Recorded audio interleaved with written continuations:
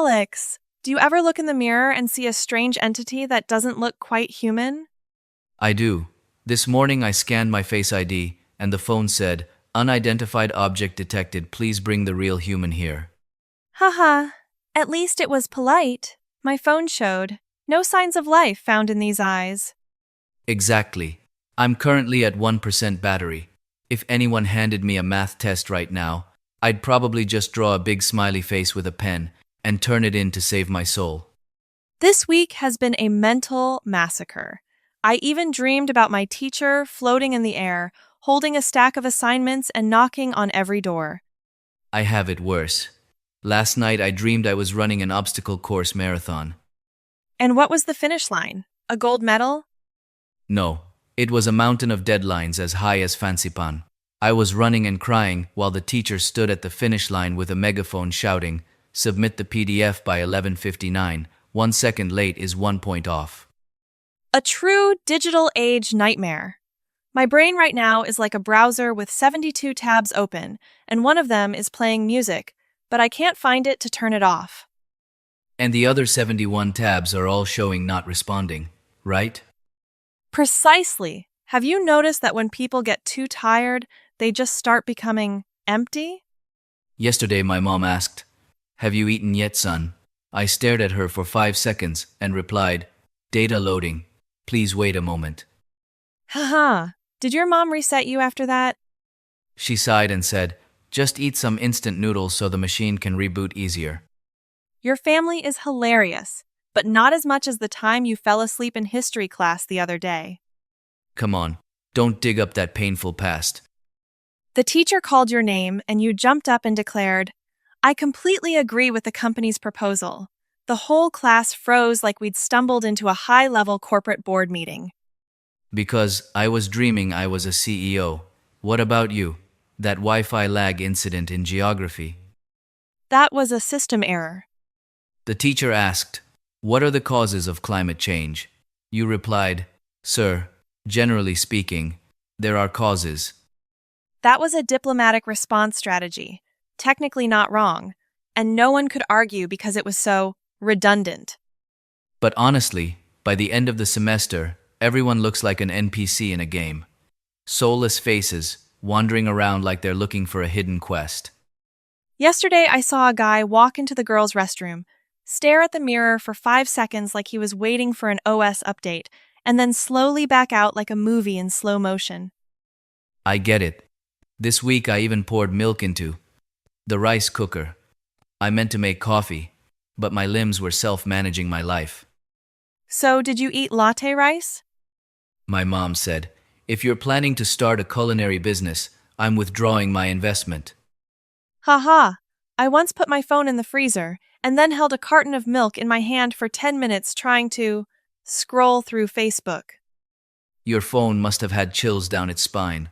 It's tired of hearing you complain every day. Yeah, if it could talk, it would probably go on strike for the right to rest before I even do. Algorithms are so smart now. I just opened YouTube to study English, and it immediately suggested how to fall asleep in 5 minutes.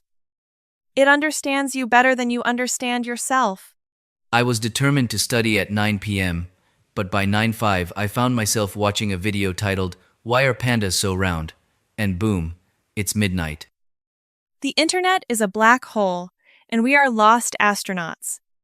Well, raise your coffee cup to the fact that we still recognize each other in this stream of deadlines.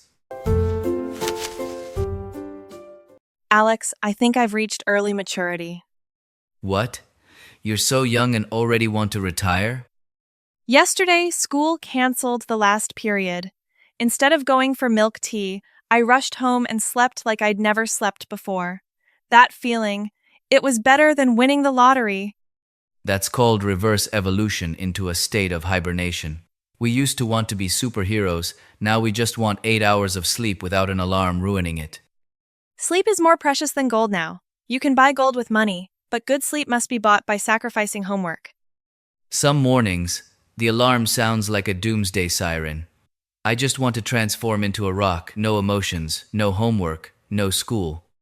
Every morning, my brain goes through the 5 stages of psychology: denial, anger, bargaining, despair, and finally being late for class. Haha, I have the skill of unconsciously turning off the alarm. My hand moves as fast as a ninja while my brain is still dreaming about being on vacation. Only to jump up 10 minutes later and run like an Olympic sprinter? Exactly. And it's weird, right? School makes us tired, but if it's a trip, we automatically wake up 2 hours before the alarm, alert, as if we just drank 10 bottles of Sting. Our bodies are master traders. Do you ever name your alarms to insult yourself? Like, get up, you lazy bum. I do. I set one as, get up to earn for rice, but I read it and realized I wasn't that hungry, so, back to sleep. Haha, your brain has a very solid defense system. But the scariest thing is the social media black hole at midnight. You just intend to check the time, then suddenly you're watching Top 10 Walking Fish at 2 a.m. And that leads to philosophical thoughts about mistakes from elementary school. Like, why did I accidentally call my teacher Mom in third grade? Oh, stop. The Late Night Brain is a 4K cinema dedicated to replaying the most embarrassing moments of your life. I even wake up in the middle of the night because I remembered I didn't reply to someone's message from 3 days ago. Then I get scared and hide under the covers to escape reality. Alex, do you think we're like robots? Load up on caffeine in the morning, run study programs at noon, report system errors in the evening, and shut down at night. But robots don't know how to procrastinate with organization like you do. You mean cleaning the room before an exam? Exactly. Normally the room is a battlefield and it's fine, but come exam season, you suddenly want to dust every leaf and organize your closet by the Pantone color chart. That's a reality avoidance mechanism. I once spent 2 hours cleaning the fan just so I didn't have to look at my physics book. Resulting in a clean room, a cool breeze, but zero knowledge gained? At least my soul was at peace in a clean space. Well, look at that coffee. It's the fuel for this rice-powered machine to keep existing. Yeah, keep existing. Alex, I suspect my brain is organizing a coup. It's not following my orders anymore. Did you do something smart again?